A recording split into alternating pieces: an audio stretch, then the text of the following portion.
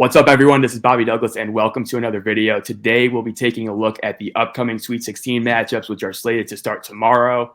And joining me is the incredibly intelligent and insightful Christian Odjakjian. He's one of the best college basketball analysts out there. If you're looking for betting advice, game breakdowns, or anything of that nature, he is your guy. You can find him both on Twitter and on YouTube at ODJ Hoops. I will link both of those in the description below. Christian, thanks so much for coming on. I guess to start, before we get into the actual Sweet 16 matchups, do you have any major takeaways from the first weekend of the tournament that you would want to share, or anything that you noticed that kind of stuck out to you? First of all, it's a hell of an intro. Thank you, Bobby. I appreciate you. Big fan of the channel. When you look at this tournament high level, right? Well, let me take it back to this. When we're filling out our brackets, right? I always like to spice stuff and have like a 6 to a 10 seed in my Final Four, and as I joined pools and got a little bit more into game theory, I realized that as much as I want to put a TCU over Purdue or get cute with an upset, right, or a 7 over a 2, whatever, that like statistically speaking, there are anomalies like last year. But when you're making your bracket, like there's going to be probably 1-1 and probably 1-2 that doesn't make the Sweet 16. But if you guess wrong, it's a double whammy because you guessed TCU over Purdue and FAU beat UConn, and now you didn't get either of these. So this year I was way more solid about getting my 1s and 2s in my Sweet 16 and then building out from there. And picking different spots to have a team make a run like a New Mexico, which I know you were in the same boat. And what happened this year? All the 1s and 2s made it. And if you go on KenPom, all the top 15 teams are here except for Auburn. So it's some might say boring, but like we got excitement with Oakland and Yale and a bunch of upsets. And at the end of the day, we have great matchups all across the board. So I'm excited to see what the rest of the tournament has in store. Yeah, that's always been my thing with the people who complained about the lack of upsets. I think we had a similar tournament in maybe 2019 or something like that, where it was a lot of no real double-digit seeds making the Sweet 16. People were all worried about where's the action, but people don't realize the second weekend, if you get a team like, I speak from personal experience, right? So I was at in 2014, Raleigh hosted a second round game, and I was so excited to go. We were going to see Duke, Jabari Parker, and what happens? We get 11 seed Tennessee versus 14 seed Mercer, and there's more people watching the North Carolina game in the lobby than there is at people watching the actual game, right? And so the second weekend, I always think is the best in terms of quality of basketball, right? Especially when you get the lack of double-digit seeds, the lack of Cinderella teams, and obviously this year we got NC State, right? But overall, like you look at some of these matchups, man, like even like the ones that I consider more like pretty one-sided, like UConn San Diego State is still like a really high-level matchup, right? And so I don't know. I'm really excited for it. I do want to start in the East region with UConn San Diego State, actually. I kind of just think UConn doesn't kill them, but I don't really think this is a game. I don't think San Diego State has the horses. Am I missing something here, or do you think San Diego State can kind of, make something different from last year's national championship game and give this UConn team a run? Yeah, so obviously we have our championship rematch, and UConn is arguably stronger in San Diego State. While they're in the exact same spot of the bracket, that same 5 seed with the same path of they squeak by the 12 and then pummel the 13. It's a little deja vu. And what did San Diego State do in this spot last year? They beat Brandon Miller and an Alabama team that was on a tear. So never count out San Diego State with the way that they defend and how physical they are. I do tend to agree with you, though, that part of my logic of San Diego State blowing out Yale was they were due for some shooting regression. Like, although they grade as a horrible 3-point shooting team, you're like, some of these guys can shoot, including Jaden Ledee, who's like is good to go 2 for 2 on threes apparently every game. But yeah, I think what's interesting about it is although there's some good defensive teams in the Big East, like a Creighton, like a Marquette, it's not because of like all this physicality and strength and toughness. Like Creighton and Marquette are more like just schematically really sharp, right? Is what I would say there. So I think UConn will be battle tested. I don't think they're gonna just take it to them in the first half, but the way it goes in a game like this, like San Diego State hangs around, tries to keep it single digits in the first half, and I think UConn will find a way to pull away in the second. Yeah, I agree. That's a really good point about the physicality with San Diego State's defense, I think, because you are right. Like Marquette and Creighton, we'll talk about them more later, but it's like schematic brilliance on their end rather than just having these like big bruiser type players, right? The one thing I'll say about the Alabama comparison to last year is that I think that Alabama team was so young, right? Whereas UConn, like they're not young, right? Like they only play one real freshman in Stephon Castle. I know they had Solomon Ball in the lineup for a little bit too, but he hasn't really contributed as of late. That's my only thing with this one as compared to last year. It's just the overall experience, the age of UConn. I don't know. I can't really find any substantial holes in this roster. I know some people bring up the 3-point shooting, but I don't know. They seem to make a lot of them just by the eye test, right? But I don't know. Also, San Diego State only has like one double-digit scorer, I believe. It's Jaden Ledee, right? And he's at 21 points a game. Then they got a bunch of guys at like 9, 8, 7. So yeah, I don't know. I wish this could be more of a game. I'm not sure San Diego State can really keep up with them for 40 minutes. I think do you know what the line is by chance? Yeah, it's 10.5. 10.5? It feels right, does it not? That's a lot. I will say that's a lot. I don't know. I think if I had to pick, I'd say UConn wins, San Diego State covers. I think that seems like I probably wouldn't bet it. But I would say that's the play there, right? I mean, you'll never catch me. I mean, I took Northwestern first half. I thought that we had seen so many times Northwestern play up to their competition, and then quickly I turned that game on. I was like, yeah, there's no shot. But one thing I do want to point out about that game is, so I listened to Chris Collins' presser after, and he said the same thing. Right? He's like, there's no weakness. Like try and think of one. Like you're gonna have to be a really good team and play a close to perfect game if you want to beat this team, right? Like in this neutral court setting. Like I know they lost a couple of Big East games, but like neutral courts the last 2 years they haven't lost. Okay, so actually I lied. The Big East tournament last year. You know what I'm saying? Out of conference. Yeah. Here's what Dan Hurley did. That although on paper Jaden Ledee is like slightly a mismatch, right? Because I don't think like Caravan can just like stifle him, and like if he's at the 5, like is like Klingon, you know what I'm saying? Like, so like right. That dude is on a tear right now. He's averaging 28 a game over in postseason play. Here's the thing that Danny Hurley did that makes me confident about their ability to slow down Ledee.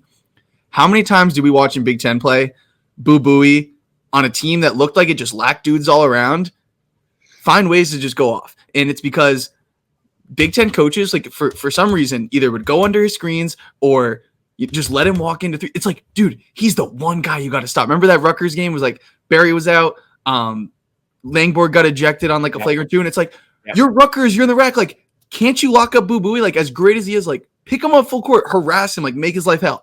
And that's what UConn did. And it's the first team I finally see like put Steph Castle on him and make his life hell for the entire court. And that's what happened. And he had his worst game I've ever seen. So yeah, if that's the one guy you got to stop at Northwestern, they can do it. They should be able to at least not let Jaden Ledee go for 26 and lead them to an upset. Yeah, I totally agree. Very good point. One note on Northwestern though, like, so I went to maybe like 12 of their games this year, and the level to which Boo Booey, I've never seen friendlier rims for one player than Boo Booey at Wells Shrine Arena. Like, I noticed this the second he missed like his first jumper in the Florida Atlantic game too. Like the rims all of a sudden weren't as like, bouncy, I was kind of like, okay. But that's a very good point about Steph Castle. Like he totally took him out of that game. That game was over in 2 minutes. You know what I mean? And you just could tell, right? And so, yeah, very good point about UConn. I don't want to get on my Northwestern soapbox here. Moving on to the second game in the East region. This one I've went back and forth on. Illinois versus Iowa State. Initially in my bracket, I had Iowa State. I think I'm going to stick with them. Where do you stand on this game? And what are your general thoughts on it? So, great matchup first and foremost, right? Like, yeah, elite defense versus elite offense. I was a cautious Iowa State, spectator at the beginning of the season because they lost to a Virginia Tech team that I just have like been against kind of all year. Just thought it lacked juice. And who they lose to? Is it A&M or I think it was A&M early. Yeah, I think in like that pre-Thanksgiving Fort Myers thing. Yeah. So I saw that, and then even when they started playing really well in Big 12 play, like you saw, like okay, sometimes it's just brutal on offense, okay, but their offense has really grown on me because even though it's not pretty, like it's effective, and they share the ball, and Gilbert's a really good player, and Lipsy, while people want to make him like the face of this team, like Lipsy is a great player, but like he's not like a guy that you really like. You know how like a Houston, right? It'll be like at the end of a game, it's like shed, ball screen, shed, go, save us. That's not – Iowa State's never like that. It's always team-oriented offense, and, like, that's why sometimes it can just grind down like you saw, like, at Kansas State late in the season, but like it works kind of, and I'm kind of a fan of it. And then if Momcilovic and Gilbert and then there's Jones off the bench, like if they're hitting shots, then it's like, whoa, like top 5 team. All that being said, Illinois is rolling right now. I think there's some interesting matchup things of like, is booty ball going to be completely rendered by Iowa State trapping Domask? Is that not going to be a thing? For me though, it's like, who's checking Terrence Shannon? And who's going to stop Terrence Shannon one-on-one, like when he's getting downhill? Like, where exactly are you putting Lipsy, as great of a defender as he is? Like, he is small, and Illinois is starting all these dudes. Are you putting him on Ty Rogers, which, like, right, yeah, he might be the move? And like, Dane Danger hasn't missed a shot in 3 games, but this is a game where Dane Danger might not even see the floor, right? Because it's like, what are you doing? What are you doing on either end that's really impacting? Coleman Hawkins is the key to this game, in my opinion. Are you hitting threes? Are you making plays on the short roll? Because if you are getting those ball screens, can you get it to Hawkins? Can he make plays? And then guys like Guerrier, Luke Goody got to make shots. So this is a really close game. I don't know if I'm going to bet it, but like I kind of lean Illinois because I think that Iowa State, like you saw against Wazoo, when Wazoo started playing well, like Jalen Wells, who I've been going off on Twitter that I think that dude should be a first round pick. Yeah, he's a stud. But he's like awesome. Yeah, he was their one like dude out there offensively, right? Illinois, they're all over. So if you're going to be really good, if you're going to beat Iowa State, you better make their offense look like absolute dog shit. Or you better really score on them like you saw BYU do when they scored 187-72. So Illinois can do that. I lean Illinois, but I don't like going against Iowa State because I've really come around on that. Yeah, I would say my one thing I keep going back to with Iowa State is their defense is obviously like second in the country, only behind Houston, who's just like a wagon, right? But they are also they are very weird in that they will give you the 3-point shot, right? I think around 45% of their allowed field goal attempts are 3-pointers. Illinois' 2 best offensive players, Domask doesn't shoot a lot of threes. He only hits around 29% of the year, right? Terrence Shannon Jr. is at 36% this year, but I would consider that a little bit high given the volume we've seen, right? Would you agree with that? Totally. He's streaky, My worry is that Illinois is going to fall in love with taking a lot of threes, and if you don't get guys like Guerrier, if you don't get guys like Goody, Hawkins hitting threes early, I wonder if that offense could stagnate a little bit to the point where Iowa State could take control of that game. That would be my only worry with Illinois' offense. Obviously, they looked great against Morehead State. They looked awesome against Duquesne. That's right. I didn't even watch most of that game. I just saw the clips of it because it was a blowout immediately. But Iowa State, I think Illinois could play right into what Iowa State wants them to do, and that would be my reason for picking Iowa State. Even though, offensively, can you trust anyone with Iowa State? I would say like Keyshawn Gilbert might be their most reliable offensive scorer just in terms of getting downhill. But yeah, I think that's a really good matchup. And generally, I usually go offense over defense in these types of matchups, right? But I just think in this case, Iowa State is so prepared for what Illinois is not necessarily great at offensively that I think they'll end up getting to win. So I don't know. I think that one could go either way, though, for sure. It's a really interesting point about it's true because about the threes, right? Like, will Illinois not only shoot it, but like, will they be settling? Well, they shoot it well, but will they be settling and taking too many? Because as you said, it's kind of playing into Iowa State's hands. But then again, what is the reason why why people take so many threes against Iowa State? It's because they're swarming the ball and they're so connected, rotating, that the way to beat them is to successfully get that skip pass or successfully string together those couple passes you need to find that open shooter. And like, Domask is a really good passer. And it's like, is he going to be rattled by the ball pressure and like being doubled and not being able to play booty ball? Or can he adjust and like be a guy who's taking care of the ball and making good decisions? So if you're turning it over against Iowa State, you're cooked. Like, you got to take good care of the ball. But it's like the same. Like, Houston's assist rate. Houston allows like the second, other than Oakland, I think Houston is like the next highest. They allow that many assists. And it's the same reason. It's like, you're turning the ball over or you're going to hit a well-contested shot that we're closing out to under control. And Iowa State, it's the same formula. So it's going to be super interesting. Mm-hmm. One more thing on this game. I do think perhaps more than any other game in the Sweet 16, I think officiating is going to matter in this one. Because if Terrence Shannon Jr. is going to – I don't think anybody has benefited more from the charge rule changes over the last year than Terrence Shannon Jr. The way he could just barrel into the lane and draw so many blocking fouls, right?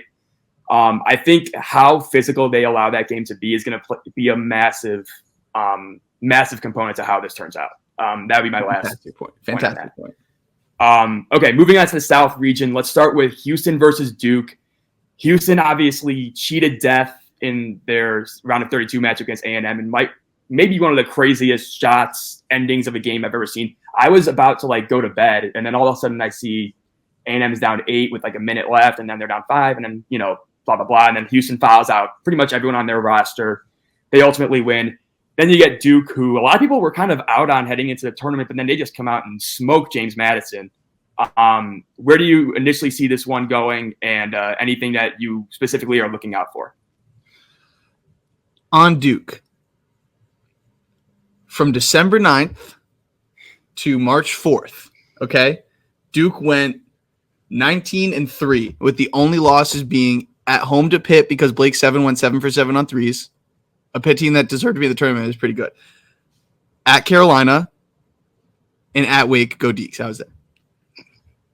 From that stretch, that's when people started to, I was like kind of cautious just because it comes with some of the missteps and just the fact that we're used to this team having a bona fide top 10 pick and it doesn't, and I finally started. I think I finally tweeted after they beat NC State, their second to last regular season game, when they beat NC State by 15 on the road. I was like, all right, I'm ready to admit that Duke's a Final Four contender. Like, I remember saying that. Okay. And then what happens? You lose to Carolina at home and are like kind of lucky to be in that game. Like, Carolina kind of rinsed you. Cormac Ryan rinsed you. And then you lose to State. And I understand State's on this magical run now, but especially at the time, we're like, what are you doing, Duke? Like how do you lose that game? Like, you just beat this team by 15 at their place. Like, then what happens? You play Vermont. It wasn't that pretty by any means. Like, Vermont missed some shots. Like, and that's why I bet James Madison. And I felt stupid for it the second that game started. I'm like, all right, Duke's gonna run. And that's the thing. When Duke's guards are in rhythm, like, you see the talent. You see when they're playing with pace and defending well. It's like, and Mark Mitchell is like in a space and within the game where he's impacting the game, and his weaknesses aren't highlighted. And Filipowski's passing out of the post, and you're like, damn, this Filipowski guys, he's not a top 10 pick, but he's still a really good player, right?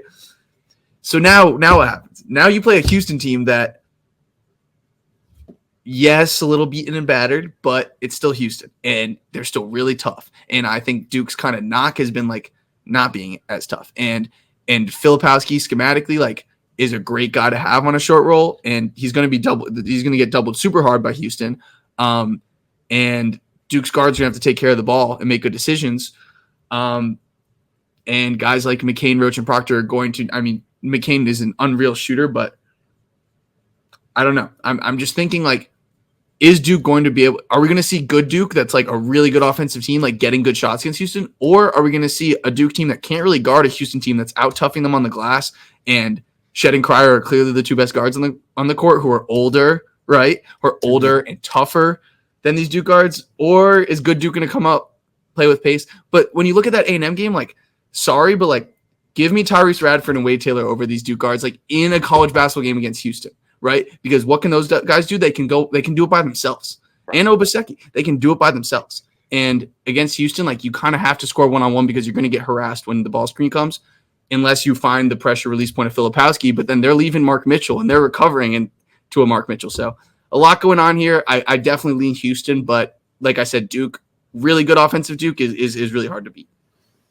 Right. I agree with you. I think Houston's the pick here. My main thing with Duke, and I've kind of said this all year, not publicly or anything, I just kind of like thought it, right? But I don't ever see that level of dynamism with Jeremy Roach or Proctor or McCain, right? And you touched on it with like how Wade Taylor and Radford and Obaseki are all built to kind of, beat Houston's defense off the dribble, right? They can kind of get into the lane and create. I don't know if any of Duke's guards really have like the wiggle or just kind of like the overall burst to do that. And then if you can't get that Houston defense into rotation, then I don't really know how you score, right? And obviously the pressure release for Filipowski is good, but if you don't have a shooter in the corner, like if you have Mark Mitchell out there, then it's way easier for Houston to kind of recover. Yeah, I really struggle to see how Duke generates offense here. And then on the other end, Houston's, I can't go against Shed right now, man. He's just been so good, so tough. And I always feel too where it's kind of like an anecdotal phenomenon. It's not really any like numbers or strategy based, but whenever a team kind of like, survives like they did against A&M, they kind of come back and they play lighter, freer, and they just kind of roll in their next game. I kind of think that's what's going to happen here with Houston Duke. So, yeah, I agree with you. I think Houston wins. Yeah, I don't really have anything else to add unless I think you pretty much covered everything too.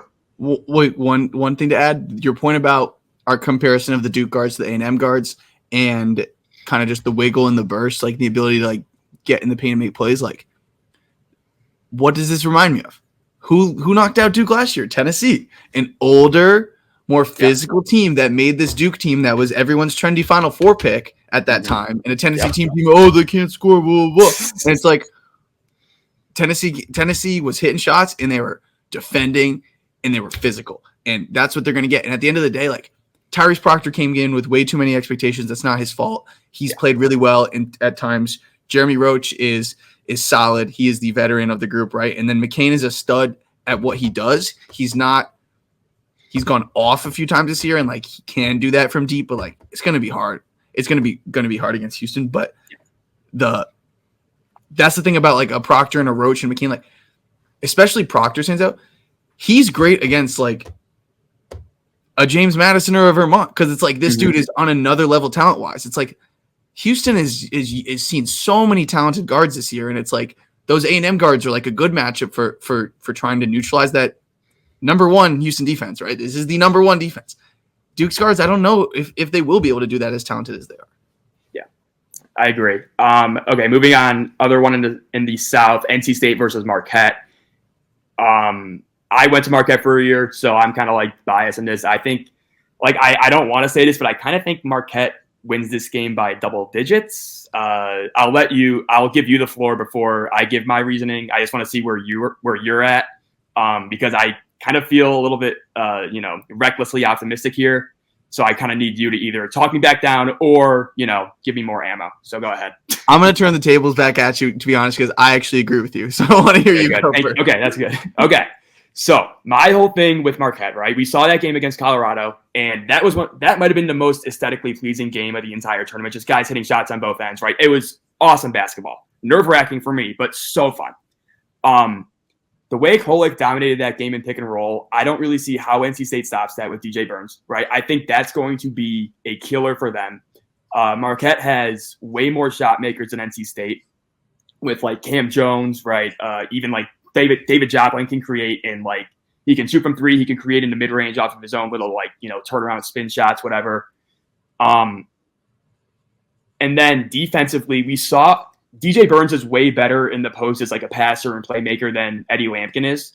But man, did Marquette's defense make Eddie Lampkin look like he had no idea what he was doing out there? Like, oh my God, the turnovers, like Colorado just throwing it to him in traps, right?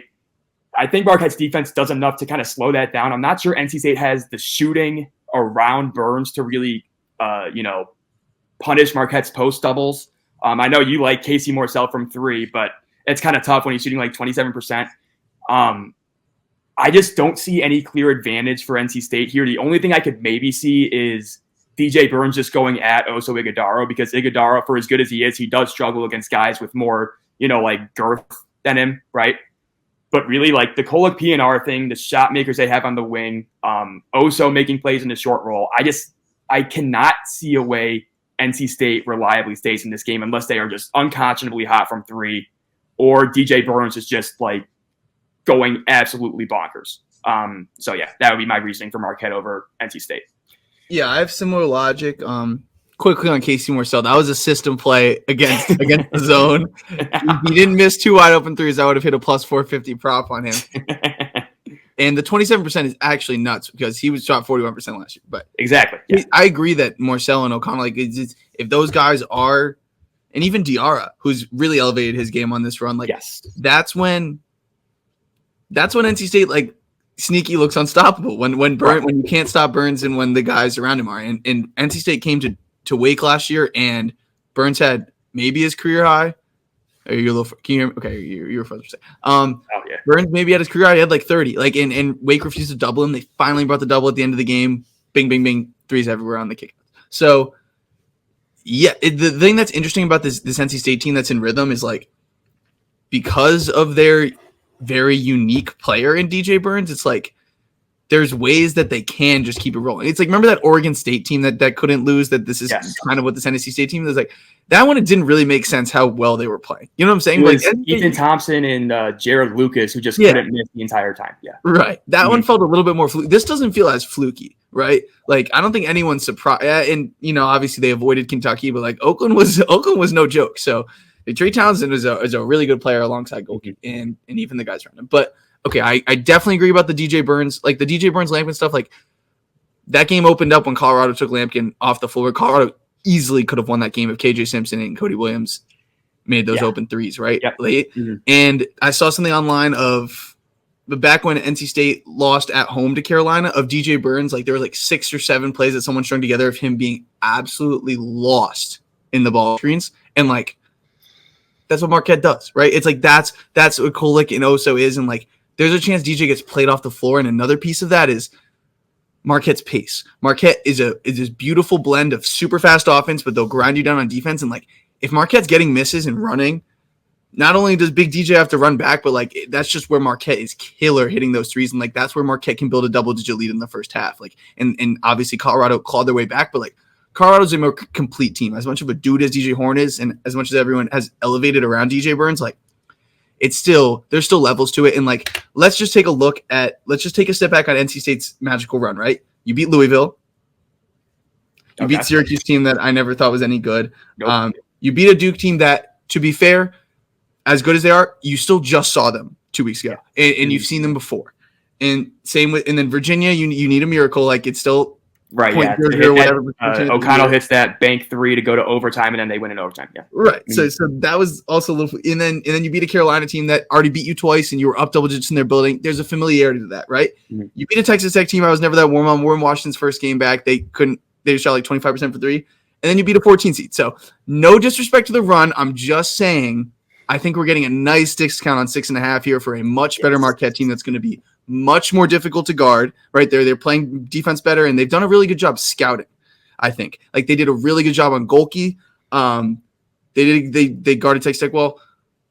Point is, I think Marquette, we've seen them enough time and time again. Like they'll be able to figure out DJ Burns, whether they play him straight, whether they double, or whether they just get his ass on the bench because he can't guard. Like I think Marquette is going to win this game by double digits. Of course, going against the Magic is a little uncomfortable, but I think I'm going to go against the Magic.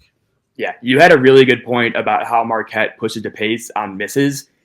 I'll add to that. I've never seen a team do that after makes as well as Marquette. Like they are immediately, the second an opponent hits a shot, they are immediately down the floor. I've never seen a team do that as well as Marquette. So I think they have an opportunity to really push the pace, right? And then that obviously leads into all the things that you were talking about with DJ Burns. Like, can NC State keep up, scoring wise? I mean, we saw Marquette pretty much erase that 7-point deficit at half against Western Kentucky within 3 minutes, right? So like this team can score in a hurry. Overall, yeah, I agree with you. Marquette double digits. I'm happy I'm not alone in that. Okay. Moving on to the Midwest here. I picked Purdue as my national champ. So this game scares me a ton. Given the way we've seen Gonzaga play, obviously over the last month and a half, right? Obviously they had that loss to St. Mary's in the WCC title game. But around that though, they've looked awesome, right? I'm going to stick with Purdue here. I'm very worried about Marquette. I'm very worried about Gonzaga. I have a specific reason why. I'll wait for you to give your thoughts, and then I want to see if you hit on this, because there is one person on Gonzaga that scares me shitless. And I want to see if you come up with that organically, again, to see if I'm kind of out of my mind here, or if I'm thinking myself straight. So go ahead. You said one person on Gonzaga, and I already had a person, but then you said scared me shitless, and now I'm now I don't know if it's the right person. I was gonna say Ben Gregg. Yep, that's it. That's the answer. Ben Gregg. Okay. Ben Gregg scares me a ton for Purdue. Absolutely. Go ahead. Tell me. Yes, he terrifies me. So this really didn't click for me until the Utah State game, actually. So before they got into foul trouble, all their team, right? They kind of had success generating open shots with the big-to-big pick and roll with Great Asabor and Isaac Johnson, right? Mm-hmm. I don't know if Isaac Johnson made a 3, but he got some looks, right? Ben Gregg could do the same thing. They don't necessarily have to have Graham Ike running pick and rolls, but I really worry about that pick and pop action, and especially considering he only played 18 minutes in their game in Maui in November, right? So he's kind of a new thing that Purdue hasn't really seen in person before. That really worries me because Edey, for as good as he is around the paint, like defensively, like he'll stifle shots, whatever. He's great around the paint. He doesn't want to get out there, right? He doesn't want to get out there and guard. Like we saw Utah State exploit that. I'm really worried that Ben Gregg can come down, hit 3 threes and pick and pop actions, and Gonzaga just doesn't miss, and then it becomes an avalanche. Purdue goes home. My national champion pick is out. Another bad bracket for me. I got to wait till 2025. So he is the one guy. I think he's the key to this entire matchup. He's the one that scares me if I'm Purdue. I don't know. Totally agree that all the schematic things you said, but also like just deciding to put Ben Gregg in for Dusty Stromer, even though Dusty Stromer profiles as like the 3-point shooter, like when I'm just watching, I just think I'm more confident that Ben Gregg's going to make a wide open 3 than Dusty Stromer. And I know Stromer hit a couple against McNeese and, he's playing better and all, blah, blah, blah. But like Ben Gregg, obviously the size aspect, but in his 3-point shooting. But the other part is it allows Anton Watson to be even more of a Swiss Army knife because now he's the 3, right? And when Anton Watson's the 3, like he can do everything out there. And I was always cold against Nolan Hickman. I just never thought he was that good. But having Nembhard, and not only having Nembhard, as the point guard when Hickman was like semi a point guard last year, like I feel like it's not just that. It's like I feel like Hickman's like it took him a while over the season to like give the keys fully to Nembhard. Like I went back and watched like this Gonzaga Purdue game, and like there were times where Nembhard would pull the ball back out, kick it out, with the interest of getting the ball right back because he's the quarterback out there, right? He's fantastic. He's like he's not as good as his brother, in my opinion. I loved his brother. I love him too. But point is, I feel like they are in just such sync right now offensively, and it's because they let Nembhard run the show. They've got shooters and guys that initial pick and roll action with EK is just so good because Nembhard can create for himself. Mostly he's looking to create for others, though, right? EK post-ups are damn tough to stop, and then no matter what you do, Mark Few has these guys so coached, and Nembhard is an extension of him out the court. He's finding guys that are either going to knock down open shots or make plays because Hickman and Anton Watson being like secondary and tertiary playmakers is just nuts. So their offense is elite right now, and I do think that they can score enough points to stay in this game. But of course, what matters is what are you doing defensively against Purdue? And as someone who picked Purdue as your national champion, here's my question to you. Here's what I love, but also infuriates me about Purdue. Okay. Mm-hmm. And I felt this way the last 2+ years about them. Like, straight up, when you have Zach Edey, who's as good as he is and as big as he is, and unstoppable and dominant as he is, every single possession, the ball needs to be in his hands. Because if he is not immediately doubled, it's a bucket or a foul. Maybe he'll miss. And guess what? If he misses, it was a good shot, right? And if you double, you're getting a wide-ass open 3. And even though Lawyer and guys want to miss wide open 3s, you're never mad about taking a wide open 3. So, and even just the beginning part of that game in Maui, which is what I immediately watched like right before this, so it's fresh in my mind. It's like they were going to Edey, and he missed a couple shots. EK and Watson did a good job being solid, not fouling, and like. But guess what? If Edey misses a hook from 8 that I've seen him hit 200 times, I don't care if I'm Purdue. It's like next play, like whatever. That was a good shot. What drives me nuts is when, as good as Braden Smith is, or just literally anyone not named Braden Smith, it's like, why did you just take that shot?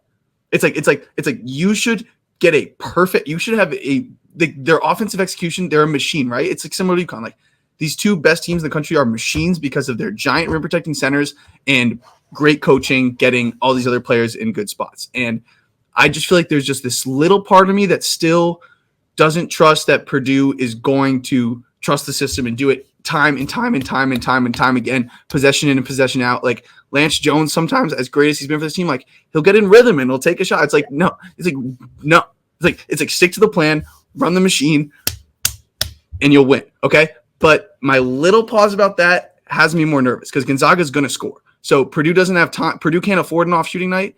And yeah. Yes, I agree with you.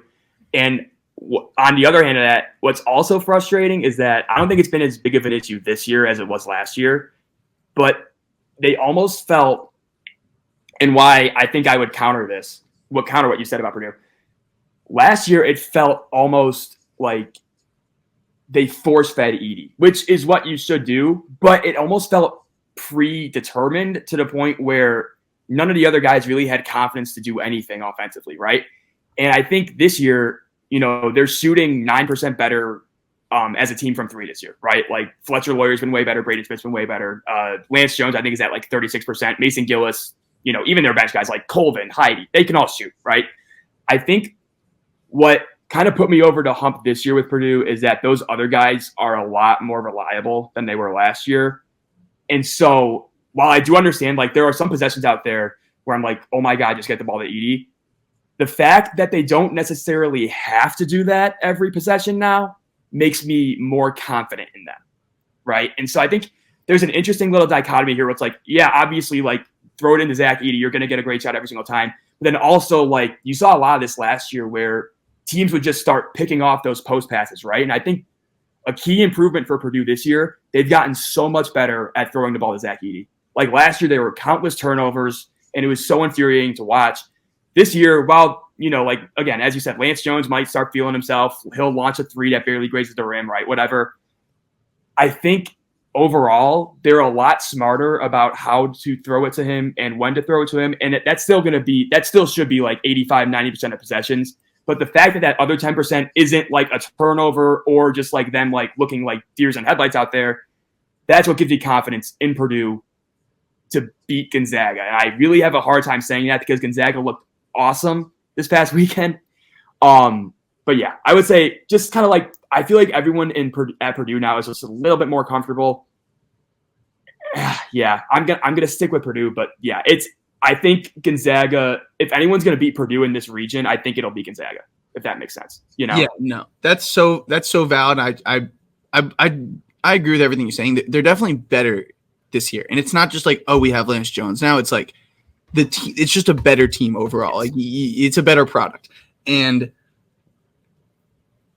going back, okay, one thing on the post-entry pass, totally agree.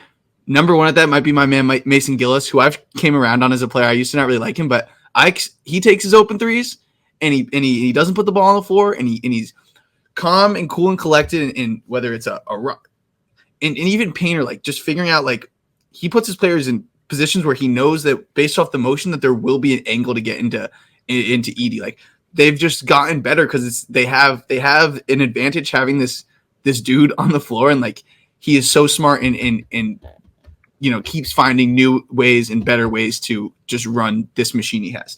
And then back to that Gonzaga game. The reason it's, I guess, pressing my head because I just watched it is, so they played through Edey the first few possessions. He got some shots, missed a couple still good shots. They got a wide open three off of it. And then what happened?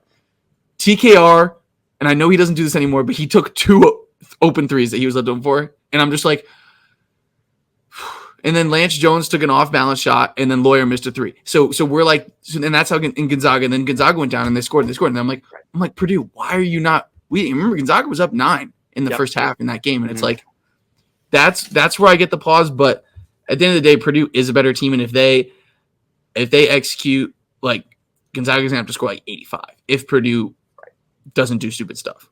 Mm-hmm. Yeah, I agree. And also, just like I think, if I'm not mistaken, didn't Ike end up with 4 fouls in that first game? Yeah, that's another thing. Ike hacks. Ike has a problem. Yes, exactly. So that was kind of like the thing that like finally like got me over the edge. I'm like, okay, like they could still get into foul trouble, and then all of a sudden you're asking like Braden Huff to go up against Edey every time, which I love Braden Huff. He's a great player. Not this year. Edey is not for Braden Huff this year, right? Like that'll be a next year thing. He can't be on the floor at the same time as Edey. It cannot happen. Exactly. So okay. All right. Moving on. Second game. Tennessee and Creighton. I feel like both of these teams are flawed. I like Creighton to beat Tennessee. I just trust their offense a little bit more. But again, I'm not really feeling great about either of these teams as we head into the second weekend. I thought they were obviously both great regular season, whatever. But both these teams are flawed. I like Creighton just because of the offense. Yeah, that's pretty much all I can really say. Like, I just think, like Alexander is so good at creating in the mid-range, right? He can get his own shot. Shireman will like stretch out that defense, and then obviously Kalkbrenner is kind of like a rim finishing big. I just think they have too many offensive weapons to kind of lose to a Tennessee team that, if Connect isn't great, I know they beat Texas with him not being great, but I don't know. I can't get there with Tennessee. So I'm going Creighton here. What do you think? I agree. I'm getting a little paused at how on the same page you are about this stuff, because we're going to be wrong about something. I don't like how we're so in lockstep. Like, yeah, I know. But hey, the last region might be the hardest, but I agree. And remember, one of the first things I said on this was the UConn San Diego State thing of like, yes, UConn's seen good defenses. They haven't seen a defense like San Diego State, right? And that's kind of what this Creighton Tennessee reminds me of. It's like, yes, Tennessee has seen like a defense like Auburn, but you haven't seen a defense like Creighton, and you haven't seen a guy like Ryan Kalkbrenner. And as great as at being energy bigs as Jonas and Owaka are, like, they're not going to be able to get any offense against Kalkbrenner. And Kalkbrenner doesn't foul, and he's going to make you go over the top. And like, I don't think either of those guys are going to. Could they crash offensive glass and score there? Yes, especially if Shireman is shadowing connections. Shireman's their best rebounder. So if Shireman is just so concerned with him, it's like that's when maybe Jonas and Owaka can eat. But like what we saw with N'Faly Dante against Kalkbrenner, like, is very, very, very hard to do. And he is a very he's a beast of an offensive specimen, right? And he could power through Kalkbrenner in a way that we really haven't seen. And I don't think that Tennessee's bigs are going to be able to score it all unless it's on the offensive glass, which could be a problem for Creighton. And then an interesting note about Tennessee, although they are an elite defense, right? Like they're third in the country on KenPom. During SEC play, their 3-point defense was 7th. And in that Texas game, I thought Texas had a lot of good clean looks from deep, and like Creighton's an even better 3-point shooting team. I think my one concern with Creighton is defensive rebounding, and then number 2 is, are Ashworth and Alexander, like, are they going to be feeling perimeter defense that they haven't really felt yet? Like are Ziegler and Vescovy and Josiah Jordan-James really going to get up into them? But I don't know, man. Tennessee's doesn't have what they gave away on this team of the things that they did add in Connect, is like they don't have that front court depth, that big front court depth. And like that's where they could kind of overwhelm Creighton. But like I think Creighton's a better offensive team, even though they don't have Connect. And defensively, like it's a different type of defense that Tennessee hasn't seen yet. And I think Tennessee's guards are going to struggle to score. So it's kind of all on Connect and the offensive rebounds in my opinion. Yeah, I agree. I think also what I'll say is that obviously Creighton is one of the bigger proponents of drop coverage with Kalkbrenner, right? So like defensively, they're going to be Kalkbrenner is going to be pretty much near the basket all the time, right? Except obviously where in the last few minutes of that Oregon game, they started trapping those ball screens with Cusinard and Dante, right? I don't think Tennessee has anybody that can really exploit that drop coverage the way we saw Oregon did, right? You know what I mean? Like, I don't think, for as good as like Zakai Ziegler is, I don't really think he's that dynamic, right? They don't have anybody in the short role, as you mentioned, who can really punish them, in terms of distributing or at least finishing. I know Adu likes taking those like bullshit mid-range jump shots that I never understand why he keeps taking those. But yeah, I agree with you. I don't think Creighton, I just think, has too many offensive weapons. Obviously, their depth is my biggest concern with them. Just where do you go if, Alexander's a little bit off? Like Stephen Ashworth, like for as huge as he was in that Oregon game, he missed a ton of shots. You know what I mean? And that kind of worries me. I don't think Creighton has another shooting night like that, especially like in the first half. They were awful on open threes. So, yeah, I agree with you. I think Creighton beats Tennessee here. Yeah, that's pretty much all I got to say. I just don't think Tennessee has the offensive firepower around Connect. Just, So, all right. Moving on to our last region, we got the West. First game is North Carolina, Alabama. I'm going to be honest with you, Christian. I have zero. This is probably the one game where I have like no idea how it's going to work. North Carolina has kind of been a team that I've been a little bit lower on all year compared to like the consensus. Alabama, meanwhile, I saw them play maybe the stupidest game of basketball ever against Grand Canyon. Like that game was ridiculous. I have no idea how this is going to go. Please, where do you think this is going? and maybe I could form my opinion based on that. Alabama and Clemson are two teams that in this region also coincidentally, but that seemed like an easy fade coming into the tournament. Like these teams are not playing good basketball right now. And stuff happens in this tournament. There's always a team that kind of is reeling and then they turn it on when they get here. And Bama, I think beating Charleston was one of my easiest bets of the first round. It was in an open court game. It's like, give me those dudes against those dudes, right? And then against Grand Canyon, I thought Grand Canyon was going to win, to be honest. But what did we see with Alabama? It's usually very rare that late in the season we see a new shade of a team. And I understand in that sloppy mess of a game that Grand Canyon was like a little casual for my liking in terms of their loosey-goosiness on offense. But Mark Sears gave the best defensive game I've ever seen from him. And as a team, Alabama defended very well. And if that team wants to guard, and let's not forget Latrell Wrightsell left that game. Trelly left that game, and he is a top 3 most important player on that team, arguably. Like, right. And I'm pretty sure he's playing. Yes, he's back. Yeah, he's playing. Yeah. Mm-hmm. So I don't know, man. I kind of think Alabama can win this game. And like I remember that Carolina team, I think it was 2019, a tournament you referenced earlier. Carolina had a really good team. They were 1 seed. It was I think it might have been the Cam Johnson, Caleb Love team, or maybe it was the year after that. Cam Johnson, like the Kobe White, Cam Johnson. Oh, that might have been the COVID year. No, I think that might have been the COVID year.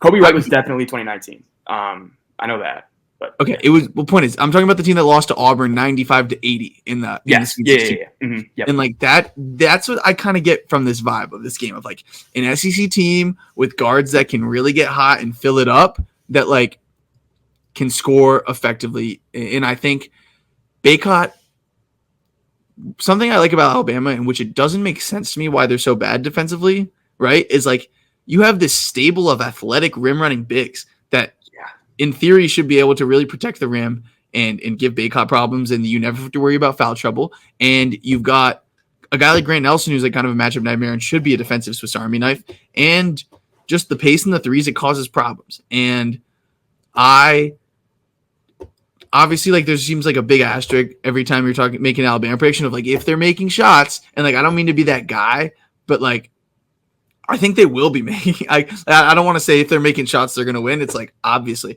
but I think they can make shots, and I think we saw a shade of like them really guarding in that Grand Canyon game of their backs against the wall against a team that had some really good players on it. And as good as Carolina is, like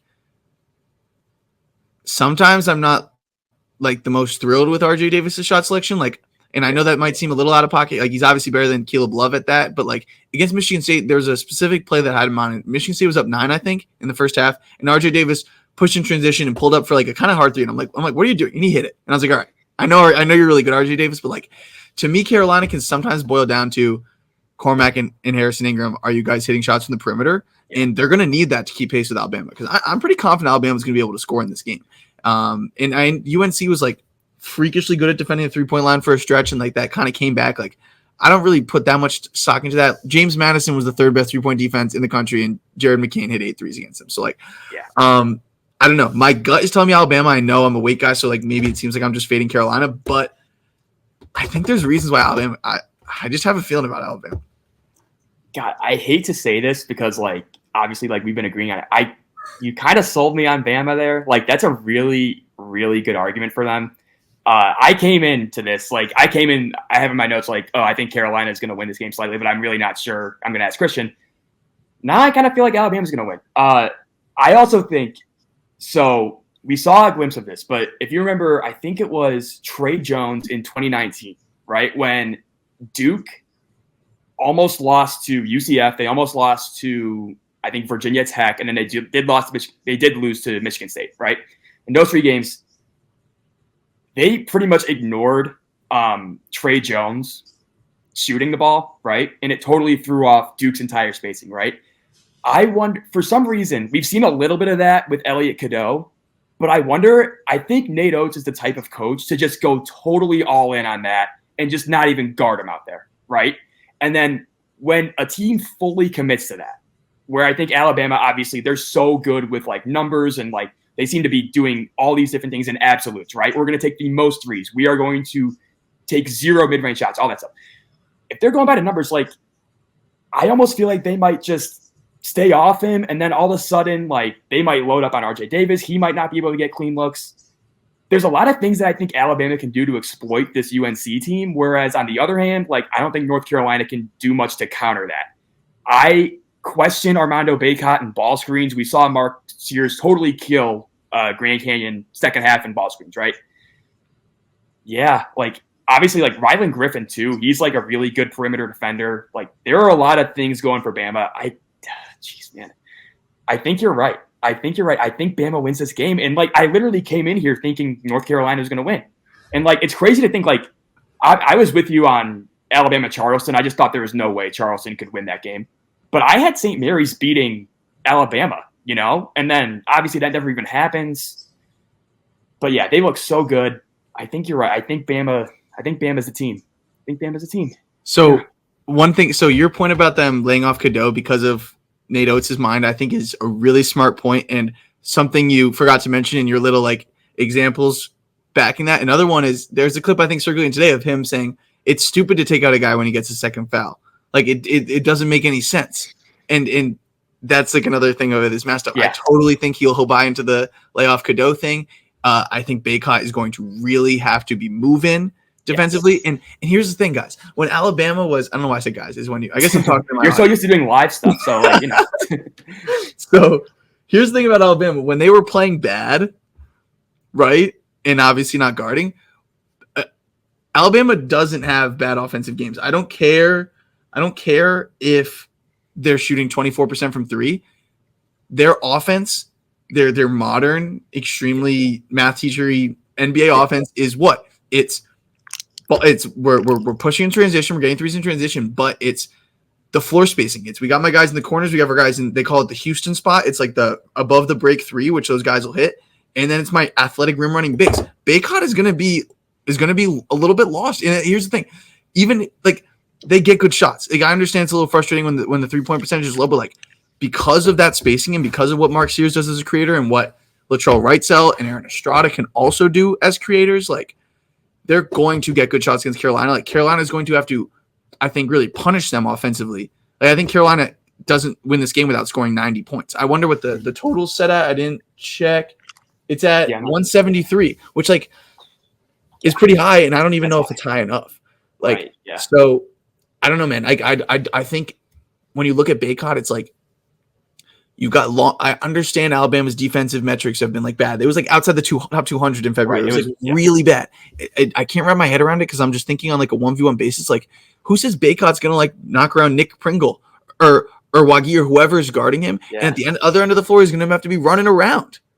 Mm-hmm. Like it just to me, it spells trouble for Carolina if RJ Davis isn't brilliant, and that's a bet I'm willing to make considering what I just saw Alabama do defensively against a Grand Canyon team that was super athletic protecting the rim, and that's why Alabama's defense. I understand Alabama missed some shots, but the reason, and the game was sloppy, whatever. But that was part of my logic on Grand Canyon was Grand Canyon protects the rim really well. Their 2-point defense is top 10 in the country, so when you stop Alabama from getting good shots at the rim, that's what opens up all the threes because of their spacing. So it's like, I don't think Carolina I wonder what Carolina's block percentage is, but like, that's like, I know Bacot was like, last thing. Harrison Ingram is a great defensive rebounder. You can't defensive rebound if you're guarding Grant Nelson all the way at the perimeter. So like, I think there's a lot of interesting angles about why Alabama can cause problems here. Yeah, it's a very good point.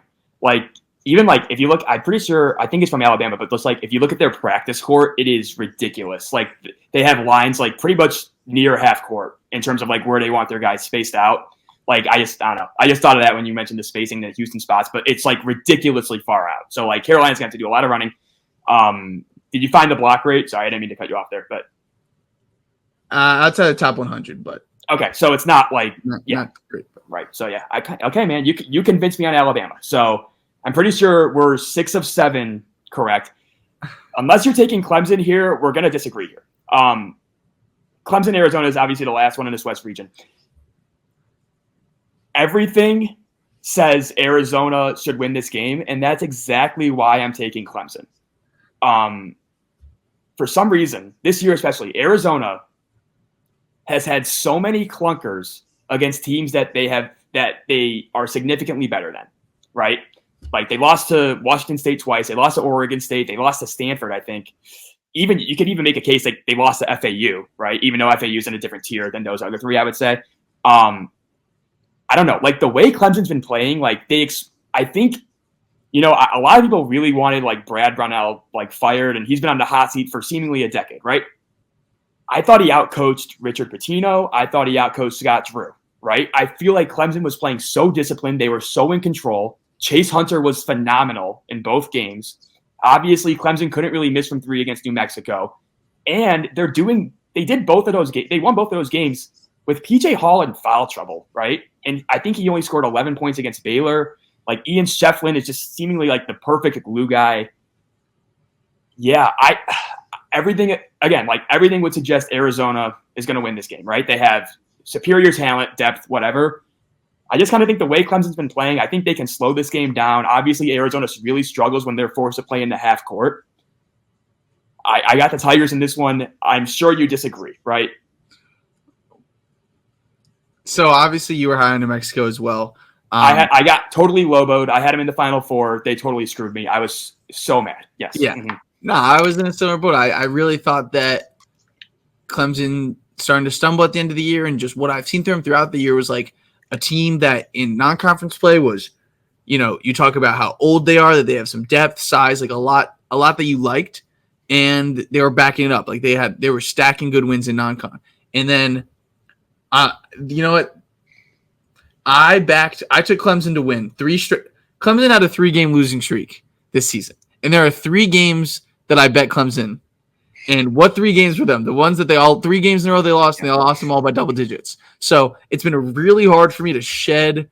I watched all of those games wire to wire 3 times in 10 days. And I was like, I hate this team. So I was like, I hate this team after that, right? So I saw them go to Miami, and they just couldn't guard. It's like in theory, a Miami team that just their stock kept plummeting. It's like they have one big guy, and your whole thing is you have good big guys. It's like, go score. Yeah. And then they couldn't get a stop for the life of them. And that was without Wooga Poplar playing. They lost 95-82 at Miami. Their next game, they're playing Carolina at home, and I'm like, I think they can pick off Carolina in this bounce back spot. What happens? They shoot 1 of 18 from deep, and they lose 65-55 at home. They defended well. And then they're going at Virginia Tech, a team that I'm like, guys, Virginia Tech is not good. All they have is Sean Padula and Hunter Couture and Lynn Kidd, who's hot and cold. It's like this team is lacking dudes. Rodney Rice not being there has made a difference. It's like Clemson is not losing 3 in a row. And they lose by 15. Sean Padula goes for 32-7, and Chase Hunter can't touch him. Chase Hunter is getting cooked. I made a thread about it on Twitter. And after that, I'm like, I'm done. They're losing to teams that they should beat. They don't get the ball. They don't play high-low, even though it works every time they do high-low. Joe Girard is selfish and can't defend, and Chase Hunter is only good 25% of the time. Yeah. That's how I felt about Clemson. And then Jack Clark came back and made them a better defensive team, and then they lost a couple heartbreakers. You lose in double overtime at Georgia Tech. You lose by 1 to Duke on a bad call. You lose by 1 against Virginia. You lose by 1 against NC State. And slowly but surely they climb back, and then they lose 3 of 4 to close the season. And here we are. So the point is it's been a crazy season for Clemson. I caught myself at the absolute worst time with them. The second that New Mexico game started, you could tell that they were absolutely cooked. And then I was kind of low on Baylor, and I was not surprised by the slightest of what we saw in that game. All that to say, now you're playing an Arizona team that top 10 offense and defense, way more talent in the backcourt. Can Chase Hunter just keep hooping? And is he going to be the best guard on the floor in this game? Like, he could. I don't know, man. I think he shot it. Ballo's an interesting guy because I used to look at him as like a dominant type center that could do the kind of stuff that you saw N'Faly Dante do on this run for Oregon, and like he hasn't really been that. And Caleb Love, it's never going to go away as long as he's in playing college basketball. I don't think there's anything he can do at this point to not make me not think of him as a guy that can really heat up, but a guy that can lose his team games. And then Kylan Boswell, I really like him as a player, but time and time again, it's like, hello, Kylan Boswell. When you don't show up, this team's not as good. So I'm definitely not feeling good about laying 7.5 with Arizona, but and Clemson's been competing at such a good level right now.